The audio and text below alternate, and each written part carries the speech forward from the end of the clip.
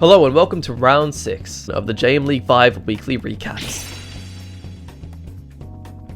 This week was a little on the underwhelming side, with a lot of the matches being cancelled due to clashes in the mid-semester break. Cancellations aside, we have a ton of upsets to go over, so with round 6 at its end, let's take a look at what happened throughout the week.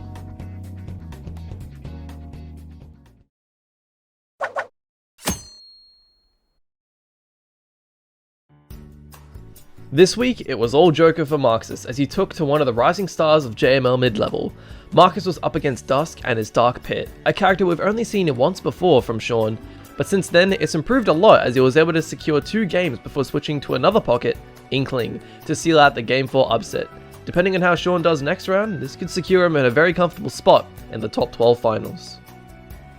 Because you were saying before, I mean, it is very doable for Joker. Oh, that was such a crucial mistech. Or the down smash? Yeah, Inkling does very well with this ledge trapping situation. Another platform. Yeah, managed to escape to the left side of the stage, but yeah, still has to wait quite a bit for Arsene to come out. Oh, but that up smash. That Arsene is never gonna come out. A battle of the low tiers. Pac-Man and his Doc have been very strong lately, but Paul would have to contest with Epic and his Mac. Jordan made great use of Little Mac's superior speed and ground game to snuff out Paul and bring back several games that he had a significant advantage in, slotting himself on a score of 4-2 with a solid chance for the finals. Can you imagine if you just ended it with an edge guard? Just the airborne Macintosh. Look, I believe in him. Nice side dip. And now we'll take it. Where have I seen this matchup before? Truth be told, it wasn't until Game 3 that Remora had to ditch the trusty Pac-Man and bring out the Byleth. Jerry had been put through the ringer as Banana and his Cloud made waves against Jerry's main. Logan played this very well, asserting a dominant game of aggression with an onslaught of back airs from Cloud. Game 3 was looking dominant from Jerry, but channeling his inner Spargo, Logan clutched out the match to make a huge 3-0 upset against one of JML's veterans. But Jerry definitely the one in control of this game. Nice. Dude, 45? Oh my god. Oh, the reach the spike. jump? That would have been crazy if he fell through that platform. But already at 72 off of like 1 neutral win, which is gets insane. Him back to stage, but Reads he's the only roll wrong. he's only 1 nair away from. Yeah, that should be it. Oh no, he turned it around. Oh, and that's damage 93. He's off stage. Oh, that was such a greedy dash attack. Limit. Oh no, not like this. Yeah, this is... Oh! As he goes! He SDs! This isn't the first time we've seen the Ice Banana Pichu, but this time, Tom's playing a serious match after a convincing loss in Game 1 forced him off the Ice Climbers. The one responsible? Rare and a Zero Suit Samus. This new matchup had Thomas needing to play much more precise as ESS had to contest with the tiny rat, and it shows as Rare conceded a game before sealing out the rest of the set with a convincing Game 4. Okay, air recover high. Oh, dude, jab is frame 2. How boss is that? That's messed up. Dude, CSS cheats. Frame 1. Is it frame 1? Oh, that's right. Yeah, it's even better. Oh, but he finds that side B. But he's not gonna die. Okay, he's not gonna die. Alright. Dude, he just used a single agility, and that works out for him. Oh, no, he just gets to the wrong way, but side B, gotta kill this time. Yeah, I think that was like good DI. Only way you could probably say that is if you air dodged, maybe? But yeah, look at this. Zap. Yeah, very nice. Bop, bop. He drops down and then goes up. The highlight upset of the round. This match was crazy close with cheese from both characters. Nop and his K-Rool found their way to match point, but it was a slog getting there for Nick, with games going back and forth between none other than B-Badger and his Enderman. Hayden being on the back foot had to change something, and change something he did, managing to claw the match to Game 5. But who took the set? In an exchange requiring numerous instant replays, Hayden had the plot armor gods on his side as Nick made the most tragic misinputs that we've ever seen that would have otherwise won him the match. A reverse 3-0 that puts Hayden on a comfortable score of 5-1, guaranteeing him a spot in the top 12 finals. Oddly even. And B-Badger, suddenly he's at 52%. But just as I say this, oh no, He doesn't have his diamonds yet. Not yet.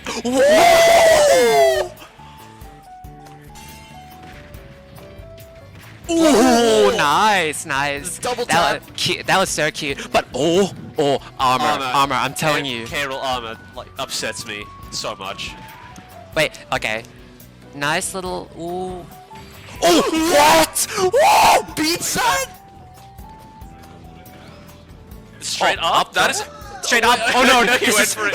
He went for No, no, no. He's not dying. He's a big boy. He's a big croc. TNT's out. Oh no! Oh no! Please. He's recovering from it, surely. Oh, no, no. This is. Oh no! Please. I'm literally. Wait. It just takes like. They could both. Come on. Not like this. No, not like this. Not like this. Not like this. Oh no! Oh, no. Wait! No!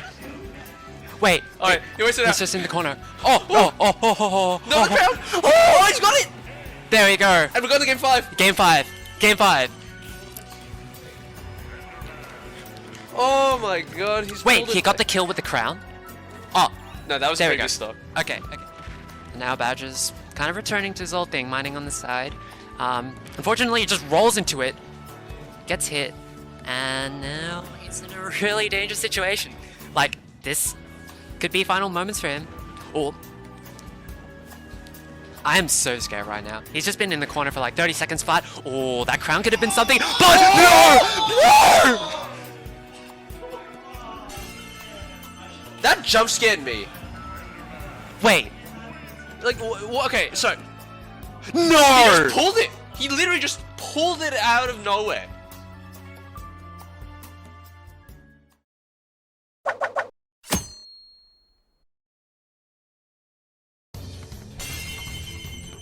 The highlight notable of the round.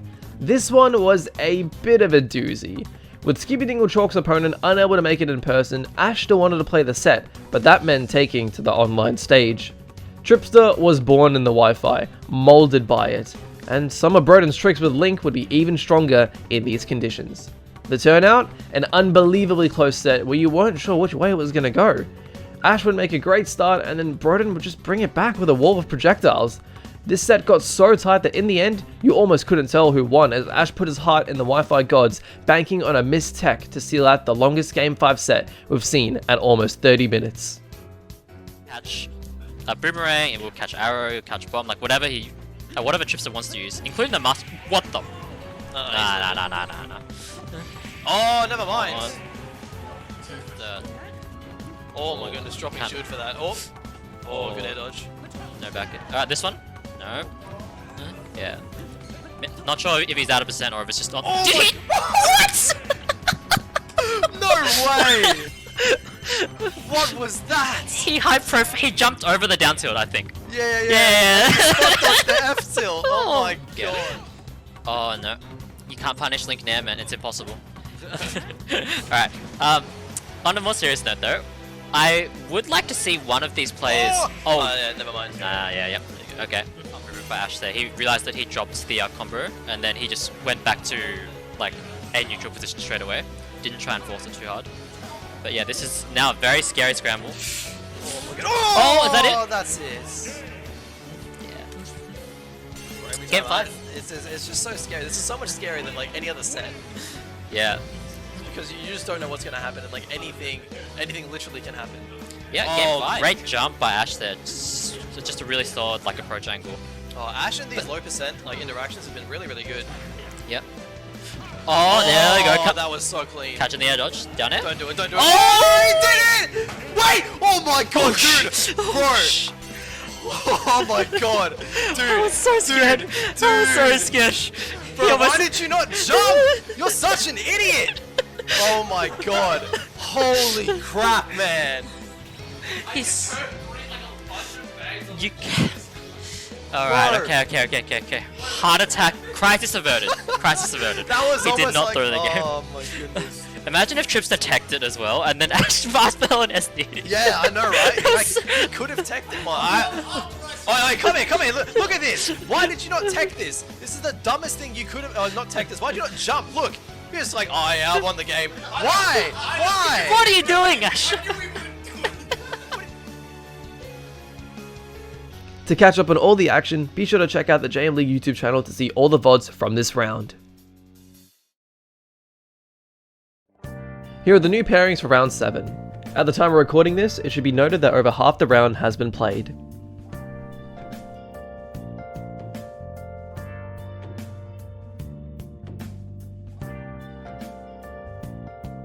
And here are my top 5 sets to look out for, so make sure to catch... Alright, hold up. We're in the final round of the season, so really, watch every set that you can. There are so many people eligible for the finals, so the difference between someone getting in could hinge on a completely different match thanks to how the ladder is calculated. I personally don't know all the math myself, so I'm going to need to bring in an expert. Here with me today, I have past JML president, Jonah. Alright, I'm here with Jonas, also known as Jonah, one of the past JML presidents, and we're here to discuss some of the calculations behind the bracket and, who could qualify for the top 16, the top 12, who's going to make it winner side, who's going to make it loser side, as well as some of the LCQs. But before we get into that, we should probably go over how the bracket is calculated, or how the ladder is calculated. On the challenge page, there are, of course, the ranks of each participant, the participant themselves, and then we have 4 different ways that the score is calculated. We have the first factor, which is the score, which is this, how many wins they have, how many losses they have. We have number 2, which is Bockholds, which is the big one we'll get into. Number 3 is the head-to-head, if they've played against other opponents on the same score and Bockholds. And then, of course, the points difference, which comes down to the games. But the big one that a lot of people take into account and aren't really sure about is, of course, Bockholds. So, Jonas, explain to us what Bockholds is. Well, I'm so glad you asked, Trent. So, Bockholds is a bit of a weird thing to describe for somebody who hasn't experienced it before. Generally, it's a number that is the sum of all of your opponent's scores, but subtracting your best opponent's score and your worst opponent's score, which is to remove some outliers. That's a bit mathy, and I know a lot of people kind of get confused about that. So the way that I like to describe Bockholds is that it's an indicator of the average strength of your opponents throughout the run, or throughout the season. So I'll just take Rare as an example here. He's currently played his 7 matches for the season, and he has a Bockholds of 22. Now, if I look at Rare's previous opponents, they are Neon, Marxist, B-Badger, Mast, Neek, Ice Banana, and Ray Z. And these 7 players have a total score, if I looked at, if I were to look at the total score of all of these players and I was to add them up, I would get, I believe, 7 plus 5 plus 4 plus 5 plus 5 and so on. And that would be I would subtract Ray Z and Neon because they're the highest and the lowest of those numbers respectively, and I get a total sum of 22. Meanwhile, if I were to take somebody who's, say, on the lower end of the bracket, let's go with Dilmat, for example. Dilmat's opponents in general have been at lower scores because he hasn't been winning as much during the league. So his list of opponents would be Epic, Horizon, Hunks, Hansa, Taiwan Yu, Zane, and Pac-Man. So the sum of all their scores, once I take out the highest and lowest, is 14. So the difference between 14 and Rare's one, which was 22, is 8. So basically that's just saying that the middle 5 opponents of Rare's scored 8 points more than the middle 5 of Dilmat's opponents. And that it's just a way of... So what the Bockholds tiebreaker does is effectively take down the average strength of all of your opponents and just puts it into one number. And the higher the number, the better.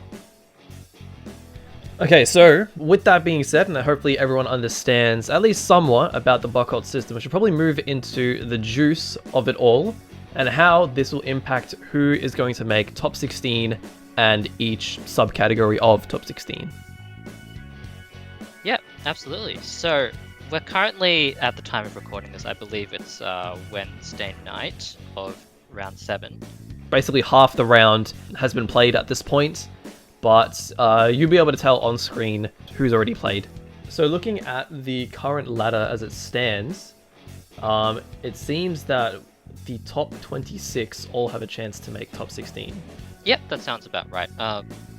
Somewhere in that ballpark, at the very least. Which is crazy for a JM League, to be honest.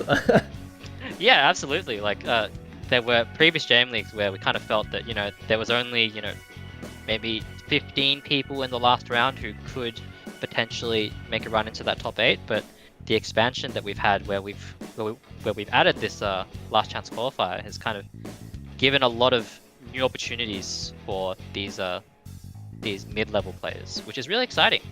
Yeah, so just for these colors here, green means that the player has not played yet, red means that the player has played, and light blue means that is a bit more complicated. Effectively, it means that the players haven't played yet, but due to the previous rule I mentioned about subtracting the lowest of your opponent's scores, you may not be able to get a point from one of these sets, effectively. So, with all that in mind, we currently have a system where I believe it's top 4 of the season will go straight into winners. And then the next 4, so places 5 to 8, will go into losers, and then places 9 to 16 will go into last chance qualifier. So with that in mind, the key questions are what score and what buckles do you need to make it into winners, to make it into losers, and to make it into last chance. We'll start with winners at the top. First of all, this kind of goes without saying. If you're Razy, you're 7-0, you're in. You're in winners. Like, you're very clearly first place. If you finish the season on 6-1, you're also going to make winners. The people that could do that are the winner of Mast and GLP, yourself, of course, and the winner of B Badger and Gravity, if it's B Badger, because B Badger is currently on 5-1. And that means that at maximum, there's going to be 3 people in winners who are 6-1, 6-1, 7-0, and 1 person on 5-2. Alternatively, if Gravity wins versus B Badger, then he would also be 5-2. And in that case, it'll be the winners makeup will be a 7-0, a 6-1, and 2 5-2s. Now, when we're trying to figure out which of those players on 5-2 makes it, we're going to be using the Buckholz tiebreaker, so who has the highest Buckholz. And effectively, there's currently 5 players who are all vying for those coveted winners spots, right? It's B Badger, Galpi, Gravity, Rare, and Masked. And the really interesting thing about this season, which hasn't really happened in previous JM League seasons, is that there aren't many people guaranteed at all. In fact, apart from Razy, it is actually possible for any of these other 5 players to miss winners. These 5 players are at the very top of the bracket, and if they were to not make winners, then they're pretty much guaranteed to be loser side anyway. So you could basically treat this group of players as guaranteed top 8, apart from Gravity, because if he loses, he would end up being on 4 and 3, which means that we're not even looking at Buckholz anymore. We're just looking at, what's his score. You need to be at least 5 if you want to be contending for top 8. And if Gravity loses his round 7 set against B Badger, he'll be on 4 and 3. Alright, cool. So, with that being said, we should probably move on to the loser side of the bracket. Yep. Loser side is a very, I'll say poetic situation. For those familiar with the JM lockdowns, which were what we ran last year during the lockdown, where we had a weekly Wi-Fi bracket. Wait, that's actually crazy. You may remember that Jezza PJ, Nope Rocking, and Ice Banana were kind of tearing it up week to week, very routinely making top 3. All 3 of them have finished on 5 and 2, and their Buckholz has been quite high because they've all been playing against high-level players. Jazza has lost to Galpi and Razy, Nope's lost to Razy and Boring Badger, Ice Banana has lost to Rare and B Badger actually, because of an unfortunate DQ win. They are all with a very high chance to be rounding out the top 8 end. So basically, we've got Razy and the previous 5 players, and then Nerf Rocking, Ice Banana, and Jezza PJ, who are all, that makes 9 players vying for those those top 8 spots. And there's also a couple players that I want to highlight who need a significantly more luck to make it into that losers top 8 side. So one of the round 7 matches is going to be Neek versus Maelstro, and the winner of that match will end up on 5-2.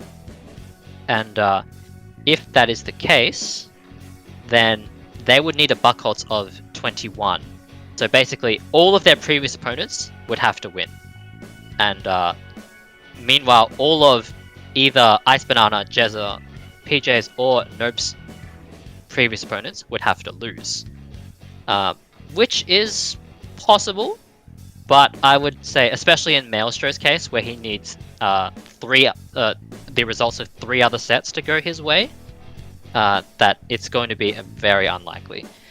Meanwhile, in terms of other players who are on 5-2, but haven't quite had a season playing against high enough level opponents to get that really high Buckholz, we've got Skippy Dinglechalk, who closed out his season on a 5-2 record, and but unfortunately his Buckholz, even in the most optimal scenario for him, would give him a score of 20, which isn't quite going to cut it to make top 8. So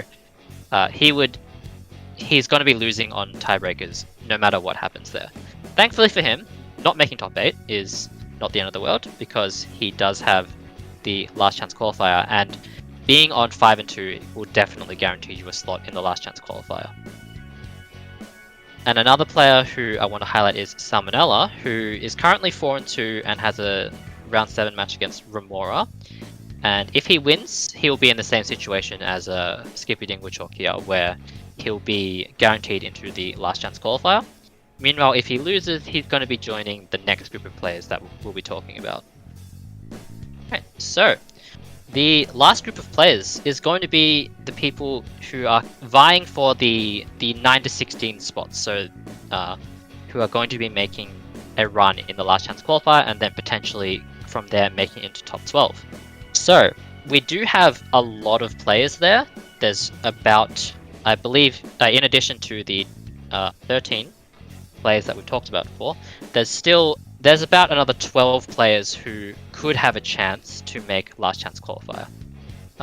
So of that list, we do have a group of people who are at worst, so even if they lose their set this round and all of their previous opponents lose as well, they're still guaranteed. That's going to be Gravity and Neek, who have both had great seasons.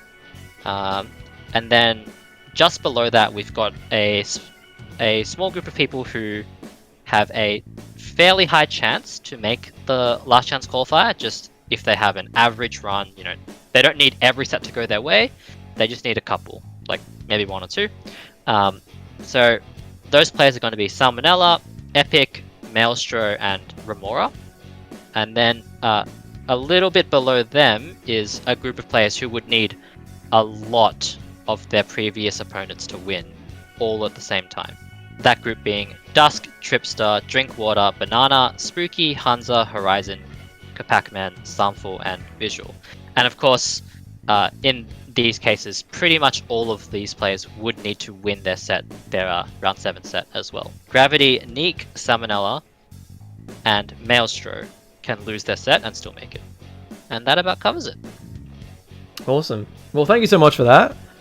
Just as a treat, or I guess since you put all this work in, I want to hear your prediction for the top 16.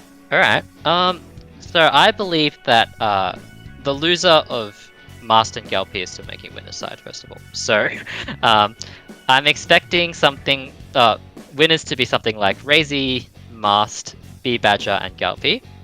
And then loser's side being Rare, Nerf Rocking, Ice Banana, and Jezza PJ, which I think would be quite a poetic take as well, because I did mention, of course, that Nope, Ice Banana, and Jezza PJ were the kind of 3 titans of the JM lockdowns, those 4, I think, are the most likely to end up in the loser side of top 8.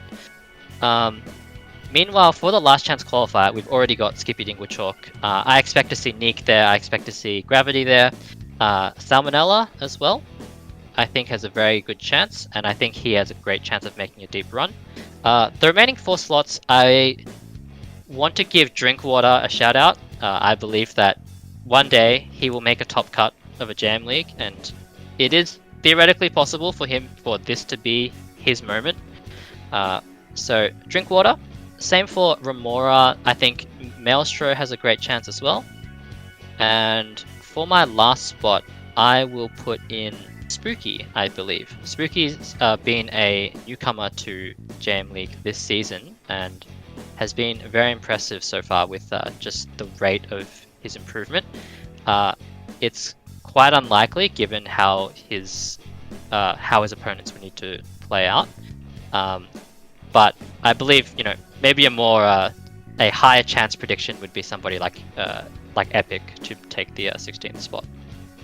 Yeah, that should be about it. Thank you for having me. No, of course. Thank you so much, Jonas. Of course, this is a resident, past president, always doing a lot of work with, figuring out all the math behind this bracket. And it definitely makes for such a great build-up towards the finals of any JM League season. So, yeah, really, really appreciate it from you, Jonas. Thanks so much.